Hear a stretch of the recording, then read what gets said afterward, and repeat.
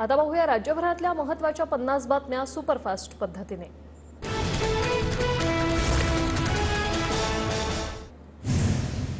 राज्यात 3 वाजेपर्यंत 42.35% मतदान, नंदुरबारमध्ये सर्वाधिक 49.91% मतदान, तर पुण्यात सर्वात कमी 35.61% मतदान। जळगावातील रामदेववाडीतील ग्रामस्थांचा मतदानावर बहिष्कार, गावातील 3 मुलांचा अपघातात मृत्यू, आरोपींना अटक होईपर्यंत मतदान न करण्याचा ग्रामस्थांचा निर्णय। बीडच्या कोरडेवाडी गावातील ग्रामस्थ साठवण तलावाच्या मागणीसाठी आक्रमक, नागरिकांचा मतदानावर बहिष्कार। छत्रपती संभाजीनगरच्या कन्नड तालुक्यातील पिशोर गावात मतदान करतानाचा व्हिडिओ व्हायरल, वयोवृद्ध व्यक्तीचा मतदान करतानाचा व्हिडिओ व्हायरल, मतदानासाठी सहकार्य करणाऱ्या व्यक्तीने काढला व्हिडिओ। पुण्यात आणखी एक बोगस मतदान झाल्याचा आरोप, माझ्या नावानं दुसऱ्याने मतदान केलं, काँग्रेसचे शहराध्यक्ष अरविंद शिंदेंचा आरोप। पुण्याच्या कोथरूडमधील 280 नंबरच्या मतदान केंद्रावर बोगस मतदान झाल्याचा आरोप, नागरिकांना मतदानाला गेल्यावर आपल्या नावाने आधीच मतदान झाल्याची माहिती। नाशिकमध्ये मुख्यमंत्री शिंदेंनी मध्यरात्री दिनकर पाटलांची भेट घेतली, तिकीट न मिळाल्याने दिनकर पाटील होते नाराज, तर दिनकर पाटलांचे हेमंत गोडसेंवर विविध आरोप। महायुतीचे उत्तर मुंबईमधील उमेदवार पियुष गोयल यांच्या प्रचारासाठी मुख्यमंत्र्यांची संध्याकाळी 5:30 वाजता सभा, सभेपूर्वी रोड शो करत शक्ती प्रदर्शन करणार। उद्धव ठाकरे आज डोंबिवलीत जाहीर सभा घेणार, वैशाली दरेकर यांच्या प्रचारासाठी संध्याकाळी 7 वाजता सभेचं आयोजन, मवियाचे प्रमुख नेते उपस्थित राहतील। मवियाचे उमेदवार अरविंद सावंत यांच्या प्रचारासाठी सभेचं आयोजन, आदित्य ठाकरे आणि पृथ्वीराज चव्हाण संबोधणार, तर सायंकाळी 6 वाजता गोलदेऊळ परिसरात सभेचं आयोजन। मोहोळांनी सहकुटुंब बजावला मतदानाचा हक्क, पुणे लोकसभा हा भाजपचा गड होता आणि राहणार, मुरलीधर मोहोळांचा विश्वास। पुण्याचे काँग्रेसचे उमेदवार रवींद्र धंगेकरांनी सपत्नीक बजावला मतदानाचा हक्क, मला पुणेकरांचा आशीर्वाद, धंगेकरांना विश्वास। वंचित उमेदवार वसंत मोरेंनी बजावला मतदानाचा हक्क, 4 तारखेला वंचितचा पहिला खासदार म्हणून मी निवडून येईन, वसंत मोरेंनी व्यक्त केला विश्वास।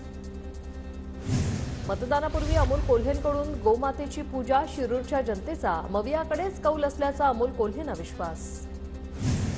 महायुतीचे उमेदवार शिवाजीराव आढळराव पाटलांनी सहकुटुंब बजावला मतदानाचा हक्क, शिरूरमधून आढळराव पाटील विरुद्ध अमोल कोल्हे लढत। अहमदनगरमध्ये विखे कुटुंबियांचं मतदान, महायुतीचे उमेदवार सुजय विखेंसह कुटुंबियांचं मतदान। पारनेर तालुक्यातील हंगा गावात निलेश लंकेंचं मतदान, मतदानापूर्वी लंकेंचं परिवाराकडून औक्षण। बागचौरे खुडूक कोंबडीला कोण स्वीकारणार, सदाशिव लोखंडेंची भाऊसाहेब बागचौरेंवर टीका। शिर्डी लोकसभेचे मवियाचे उमेदवार भाऊसाहेब बागचौरेंचं सहपरिवार मतदान, नागरिकांनी आपला माणूस ठरवलाय, मतदानानंतर बागचौरेंची प्रतिक्रिया। संदीपान भुमरेंनी बजावला मतदानाचा हक्क, शिंदे गटाचे उमेदवार संदीपान भुमरे छत्रपती संभाजीनगरमधून निवडणुकीच्या रिंगणात, भुमरेंसमोर ठाकरे गटाचे चंद्रकांत खैरे आणि एमआयएमच्या इम्तियाज जलील यांचं आव्हान। चंद्रकांत खैरेंनी बजावला मतदानाचा अधिकार, जनता माझ्या पाठीशी, मी निवडून येणार, खैरेंनी व्यक्त केला विश्वास।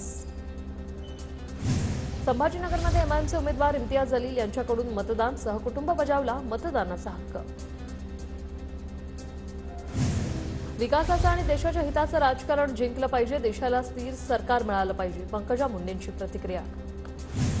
जालना शहरातील जैन विद्यालयात तृतीयपंथीयांनी बजावला मतदानाचा हक्क, सरकारने सर्व सोयीसुविधा द्याव्यात, तृतीयपंथीयांची मागणी। शिर्डी लोकसभा मतदारसंघामधील संगमनेरमध्ये मतदानासाठी मतदारांचा उत्साह, सह्याद्री ज्युनियर कॉलेज इथल्या मतदान केंद्रावर मतदारांच्या रांगा।